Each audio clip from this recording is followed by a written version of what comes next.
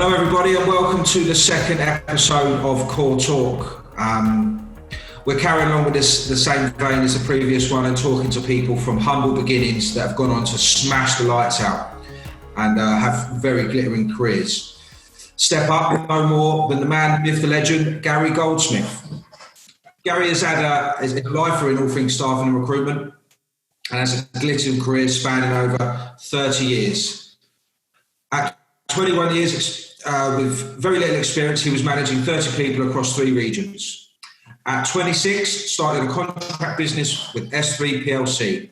And at 30 years old, by no mean feat, he was a multi-millionaire. Before he was 40, he was part of the team that took S3 public and then took 9 years off in the sunshine. At 49, he's gone on to co-found one of the greatest lunch clubs and recruitment business leaders network, RDLC. Today, as a collective of 300 members, 6,000 recruiters with over 2 billion revenue. The RDLC are one of the world's greatest recruitment successes. Known to be somewhat rebellious, strong-willed, but clearly innovative, Gary is still on the tour de force, much loved personally in the recruitment world and by myself. Welcome, Gary Goldsmith. It sounded like you said on the Tour de France. It's like the fat lad like me. Brother. Tour de force, Gary, tour de force. But thank you for coming on today.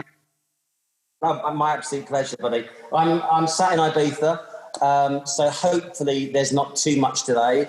I've been here for 2 months. Flying back to rainy London is a bit emotion. But yeah, to be fair, I know your background in construction. This now looks like a building site. The exact same reason why we left London, because it was a building site. So my missus thinks all this drama just follows me. But I'm flattered, Phil, that you asked me to do this. So thank you very much, buddy. I just wanted to run through, obviously, a few questions. As we said, you've had a glittering career in all things staffing, and I felt it would be good to get you on board. You come from humble beginnings yourself, and talk through a few things that can help people in getting their life and their career on steroids and taking themselves to the next level, and indeed helping. And you are by no means the man to do that. So I've just got a few questions to run through, and hopefully you can answer them honestly and directly as you usually do, and we'll crack on. Gary, you certainly lived life in the fast lane, as is your career. In this session, I'd like to get a bit of an insight into how you've achieved what you've achieved and some of the magic special things that you have done to help get your career on steroids, and again, help others to do the same. What would you say are the things that you've done and that others should do to emulate those very punchy 20 years? Thank you, mate. And, see, this is quite fun for me. My favourite subject in the world is me. That I'm a bit of an arrogant twat, so I apologise to him. But when you now give me a forum to talk about myself, mate, if you know how many pages I've written about me, what I'm trying to be, if I can be anything during this session, I'd like to be brutally honest, because I think that then people might get a sense of the things that you can do in your career to really, put it in the fast gear and make lots of money. I will touch upon mum and dad, right, from really humble stock. So in terms of work rate, mum and dad both had 2 jobs each for my sister and I. So dad went out to work very early, driving, came back, and then mum, he took over from mum, looking after us, getting us to school. They both went out to work, and then dad went out again, and then mum did a second job. And they did that with their 2 kids with 10 years apart. My sister is older. I'm not the old one. So that was really cool. There's also something really kind of brilliant about my parents, that their sense of humour was really evident. I mean, mum was a bit lush, but she was always life and soul the party. My dad barely drank and just looked after mum, but he'd be the first one up dancing. And I do think, I've taken quite a lot of that into myself. So in terms of me as a person, I don't suffer with lack of confidence, which is, and I've learned through life, just give it a go and you'll be all right. I think I'm a bit of a cheeky chancer. So I'll always ask that extra question, and I'll always just try to do the best for me and mine. I think I'm quite agile. I've got an agile brain. I'm commercially savvy, and I can see an opportunity, and I think how to present that. I'm also hardworking. I'm massively focused, but I'm passionate about the things that I do. But I don't take on. I'm not passionate about it. So I thought, with a career that spans 30 odd years, I could highlight a few instances through that career where I've done specific things that might entertain people. How's that? Gary, do you think that the fact that your parents worked so hard back in their time, many years ago, obviously, and you seeing that, do you think that really did rub off on you and give you the work ethic that you now have and have had over the last 20 years? 100. Look, Phil, I'm not academic. I reckon I'm really smart, but I'm not academic. So even at school, I had to work quite hard to keep up with my mates who were just cruising through everything. And I did all right at school, but I had to work so much harder than them. And there's a difference between being smart and intellectual. So being smart is having street smarts that you can actually make things happen, you see deals and you can make money. Being an intellectual means you read loads of books and you can digest them and understand them. My daughter is an amazing intellect, and she's going to do brilliantly in life. I reckon I'm smarter. So with an 18-year-old daughter, it's quite a lot of that. So apparently, do you think you learned to hustle at an early age? Let me tell you about my first job, and that might give you some sort of sense of how that used to work. So I got a job working. Mum's going to banking. I said going to IT, and it was whoever gave me the best job offer. So my first job was working as a computer operator for Thorny in my data solve. On the first day, I walked 7,777 quid. Funny enough, I remember that. I walked into the office with Bowie trousers and a flick haircut. And as I went to the loo, I realized that all the directors' offices were down there. So I worked out who was the CEO, and I knocked on the door of the boss of bosses and just introduced myself to congratulate him for employing me. What a cheeky shit. I mean, we're 19. For employing me, I'm going to be the... By the way, can you tell me what I need to do to get a promotion? And he said, how long have you been there? Right? About 20 minutes. And he said, well, would you think you're trying to run before you can walk? I went, well, if you just give there's a sheet of paper or something I can look at, at least I can start, day one, I want to find a program to get a promotion. And I walked out of that office to my shift leader, who was about 6 levels down, and said, so we need to work on this stuff. I mean, that's the answer, right?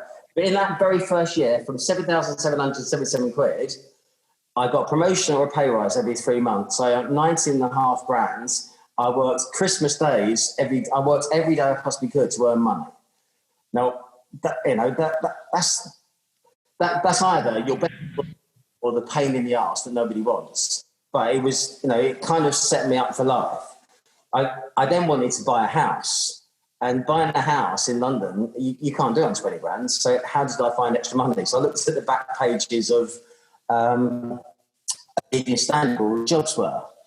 And the first job I applied for it was recruitment, right? So you don't look for recruitment or a career in recruitment. We all fall into it, some way, shape or form. And it was for 50 grand for a team leader. So I've never done recruitment. I've never been a team leader. I didn't know what the hell I was doing, but I got myself an interview. And this guy just looked at me, laughed at me, and just said, not a chance. And funny enough, one of my Mark Heath got that job. So from then, he taught me the lyrics to get my first job in recruitment, from which I got sacked. So my very first job in recruitment was as a perm biller. Within 6 months, I got sacked. I went to another company, and they spotted that I was more of a contract wheeler dealer, hustler type of person. Within 6 months, I was the top biller. I managed to buy my first flat. I bought a Lotus Esprit. I had a company Granada. I was earning 60 odd grand. And it was literally, that was kind of my first love when everything started to go right. As recession hit, I then did the naughty thing of guarantee hots. So I knew one part of recruitment. So how do I now set myself up to put my career on a really, really, really fast trajectory? So I now want to be a sales director. I think that's a natural step, and I'd be a team leader. I was managing these 30 people, and I'm rocking up. I bought a number plate which was A3 Gar because I couldn't afford Gary, and I tried to get everyone to call me Gar. That didn't work. So I tried to accept. It's mad, isn't it? Brilliant. So I needed to learn how to do search. I needed to learn how to do big bid and tender rights. I needed to learn how to manage like big teams of people. I didn't understand the commercials and the finance part of it. I didn't know how to run a business. I've never seen it all my life. So how do I get the right skill set that's going to allow me then to go and become a sales director somewhere? So I guarantee hopped through recession. So whilst everyone was bashing their heads against brick walls thinking recession's hard, my salary was guaranteed because they thought, well, let's take this guy who's done this and build these contract teams, which I had no interest in doing at all. I was just trying to absorb information so that as there were the green shoots of recovery at 26, I sent my CV to 600 companies. I shit you not. There was no selection process. And I was interviewing them as much as they were interviewing me to see which ones I think I could work with. And I found Computer Futures. To be fair, I had a business plan, a strategy for them, which I offered my previous employer. And I said, you're the third biggest contract business in Europe. You're doing good, but you're not doing great. I think I know better, right? What do I know? Anyway, I rocked up with that plan at Computer Futures, and we grew triple-digit growth for 6 years. And we went from what was then, when I was employee number 18, first one on contract, it was Poxy Perm business, as I love to call it. They were turning over 3 million quid after 6 years. And in my first 6 years, we got to 258 using the plan that somebody said, no, thank you. So, I think... How do they feel? I'm sorry? How do they feel right about now? It's like an Apple moment, that, isn't it? It was good fun. It was good fun. But I think so I'm a bit of a cheeky chap. I always chance my arm and I'll ask them more than I can get. I got shares in the company within 6 months. They said I could have 2 people. I had about 8. But, everything that they said, they give me an inch, I took a mile. But we were really confident that we were going in the right direction. But, I went to school. I did my homework. I understood how to run a business. And gave me, to be fair, all the credit is on them because they gave me that room to operate and carried on my education. It was Computer Futures and S3 was a real buzzword around the late 90s and 2000s, wasn't it? It was a massive deal. Everybody knew who you guys were. And as a brand, you was everywhere. Everybody knew who S3 Computer Futures was. But again, we went into recession. This is something that people might want to just consider at the moment. We went into a recession, Brentford. I mean, we were proper mid-table. It's an old style business. We done all right, but we weren't the biggest in the land. Bill did a deal with the paper media companies to say, you need revenue, sustainable, consistent revenue coming through the books to keep the wheels and the lights on during a recession. Rather than take 2 pages a week, we'll take 15. What's the best deal you can give us? And we had that deal. It was good for 6 years. With PGs, the bull economy, we was paying 800 quid for a page and everybody else is paying 12 grand. Wow. Because we did help them through a really dark time. That got remembered in contracts. So what are you going to do? The thing with S3 and what Computer Futures did, they was first to market with a lot of stuff. You were thought leaders in the industry, and what you guys did stood out. It really did. And I remember even back then, as a very new into recruitment, everybody, 15, 20 years ago, everybody knew who you was, and where you did the dividing up of the brands, where you was Computer Futures, NS3, and then with Huxley Associates. Nobody else was doing that, but other brands have followed suit and gone on to made it not as successful as you guys did, but certainly it's been a success for them, and you led the way to teach others how to do that. Do you feel you did that in many other ways too? Yeah, there was loads of things that we were surprised that people didn't copy us. So how did we grow that contract business? Back to back, 100% growth is that's hard going, right? That's really hard going.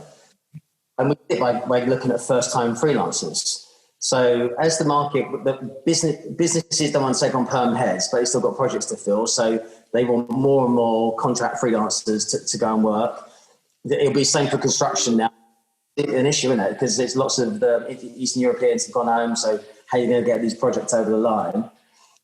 We managed to go into market and get first-time contractors. We would double the salary of an employee. We would be charged 35% and still be cheaper than a typical agency charging 15% paying market rates. What? And we weren't quiet about it. We were shouting it. And we just didn't understand why businesses didn't look intimately at what we do and how we did it. Because they could have just held onto our shirt tails and just copied ideas like that. Going into Europe and not trying to do it the way that Europeans did it and bringing the best of UK's or sales and energy. We've got way more in common with Americans than we have with mainland Europe in terms of work rate and attitude to the workplace. Even now the Americans are quite lazy. But it's, you just got to think of different stuff. But there's nothing wrong with copying someone, just do it better. You don't always have to be a first mover. Just do it better. Gary, what would you say the things you've done that people should do to sort of emulate the very, very punchy and glittering career you've had over the last 20 years? I did write a list. So can I just... Well, it's just... Let me see if I can bring a list of words to life for you. I think you've got to be committed to whatever you do. So if I'm going to paint a wall, that's going to be the best painted wall that's ever been painted in its life, and I'm going to try really hard. So you've got to have your head in the game, and we're living in a state of FUD.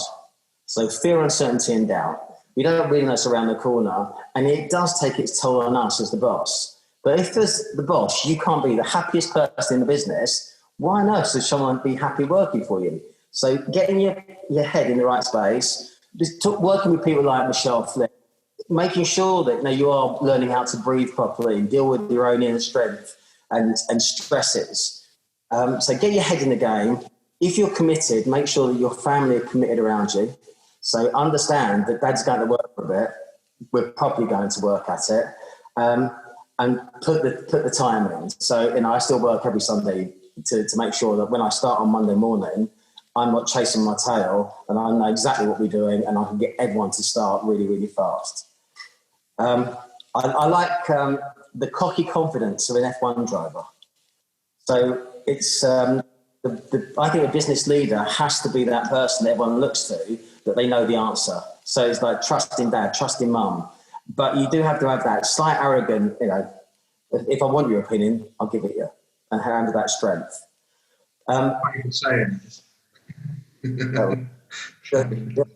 You're more than welcome to it. Ask to take responsibility as quick as you possibly can at everything. So, even if you've only been in a business a couple of weeks, making sure that you're the first person to do the extra jobs, because in a business, you've got Gaines or Jones. So if that person over there, if people have got similar performance, the one that keeps asking and trying to help me and is always bringing value to me, that's the person that gets the next opportunity, not the naggy little grunt over here. Be consistently consistent. So again, that's getting your head in the... This is my favourite one, Gary, and one I've stolen from you, to be honest. And I think it's probably one of the most important parts of being a business leader, in my opinion. Being consistently consistent and structured. I like that one. Top one, mate. But to be fair, I nicked that from Wayne. I love change. So if you're running a business and you're looking around at your biggest accounts, you spend a lot of time thinking, how do I make that account better? How do I do more? And how do I achieve more from that business? The pound to a penny, your biggest competitors are thinking how they can nick those companies, those deals from you. So embrace change, love change, Keep changing things like commission and reward schemes. Keep changing your modus operandi. Keep changing your logo. Keep changing things. And then people don't get fearful to say, well, we haven't changed that for 10 years, but we just keep it changing all the time. Get learned. So make sure you go and do your homework before you take on any real responsibility or you want to start your own company. Prep on a Sunday. Also, be mindful of the difference between being an entrepreneur and an entrepreneur. So WeWorks are now riddled with the gravestones of people who went to start a business and they aren't an entrepreneur. So in my career today, up until I started RDLC, I was an entrepreneur. Everything I did was working for somebody else. And that helped me because they have bigger pockets. So I didn't have to actually just earn my first 20 grand before I can go and spend something. If I could actually demonstrate an ROI, reason for doing it, they'd write a check for 200 grand. So, you don't need to do it all yourself. And some people are better in that environment. Some people are better there. Make yourself redundant as quickly as you possibly can so that you can do the things you need to do or want to do. So it's really important that, you don't hold everything and you're the bottleneck that stops the business growing. So look for clever ways to just, I used to love it. The newest person through the door, when they're going through their training, had to take their own notes because the next new person through the door, they're training them right in front of me. So they've got to now go through each one of these training modules. I've now given myself back so much time and that person has to know it. So it's like just easy, right? Delegate. Don't read too many business books because they all conflict. Make sure you understand where your strategy is going and you're going in the right direction. And most importantly, you've got to have fun because the only people who won't make money in this life are happy people. So happy people make you money. Have a laugh with it. Don't take yourself too seriously. You definitely don't take your business too seriously. Some fantastic pearls of wisdom there, Gary, and some that hopefully the listeners will pick up from and make themselves great. But I do have one final question. What would you say to someone that is thinking of starting a business, especially now? We find ourselves in some very uncertain times and what has been some choppy waters over the past 6-7 months. What would you say to any budding entrepreneur, business owner that's looking to make the bold step at this stage? There's never a better time to start a business than bang in the middle of a recession, by the way. At the moment, if it's, Dean and I, as part of the IDLC, respect, we said we wanted a mini recession. It's careful what you wish for. But a mini recession, we've got 41 investors in recruitment. There's a lot of businesses who, unfortunately for them, but very fortunately with us, will fail. So that will thin the herd. So it also means whatever you do and however you do it, and every pound you spend, and remember, a pound spent isn't as good as a pound earned. So it's not always about cost cutting, but the lessons that you learn during a dark time will stay with you for life. They will be the rock bed of your business going forward. I think just really, I just don't think that a lot of people who start their own businesses should. I don't think they're fit for. But learn how to manage stuff. Learn how to read your financial reports and what your numbers are. It's not just a question of just going for it. There are ways to actually learn.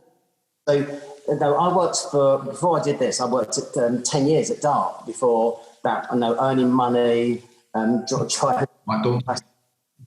Around the corner from where you guys are. I did my time. I did my apprenticeship. I learned some stuff, and even after that, I still thought I needed more before I went and did it. So, don't be one of those businesses. If you spend any time at WeWorks, it's embarrassing. You see businesses come in, they've got some VC money. Even worse, they've got money from mum and dad. They've got money from their mates. They've got money from sister, and then they go to this office, they don't know anything about what they're doing, they haven't got a proper plan, they start it and it fails. And 1 week they're there, all shiny, and next minute it's gone. It's just soul destroying. But if you've got that passion, is where the only person, let me just tell you a little quick story about Bill Bottrell. So Bill's like family to me. He was the founder of S3. He's got a lovely house in Cannes. He's got the biggest house in Wimbledon. Boris Becker is his next door neighbour. He's a fantastic guy. He's a brilliant person, brilliant leader. He used to do all his stuff in the back of a fag packet. And Bill Bill's very, very creative. The only reason why he started up a business was that he was totally unemployable and couldn't keep a job. Right? So he was, in his blood, he was always going to be, his name was Billy Wad. He'd always make money. He's really, really clever. We went to LSE. All of his mates are really smart. And he's just a fantastic bloke, but totally, totally unemployable because actually he did know better than the boss. So if that's you, go and start a company. If it's not you, again, like me, as we started this, I work very hard because I'm not an intellect and I have to put effort in. So above anything else. Bill Botterill was obviously a bit of a thought leader, a guy that was a go-getter, if you like. But one thing that resonates with me there, and I've learned over the years I've been in business, is don't try and go it alone. And he didn't. He surrounded himself with good people like you and Mark, Stumpy, and give himself the best opportunity to succeed. Where I think people tend to fall down, they try to be everything to everybody. And it inevitably fails because you can't do it all on your own. With all the best will in the world, you can't. You need good people to prop you up, to make you great. And in turn, they make you make the people with you great that come up with you. And that's sort of how you went on to be great. Give them the space to have a go because they might make you better. But a lot of these businesses are greater than the sum of their parts. How's that feel? No. Yeah, that was fantastic, Gary. It's always a pleasure to talk to you, mate. I love hearing your story. It's one I've heard and one I take keen interest in because there's a lot of learns there for people like me that have started out in business and look up to people like you, mate, to be honest. So it's absolutely always fantastic to talk to you and a pleasure to have you in my circle. Thank you very much. You're a gentleman. Thank you for the space.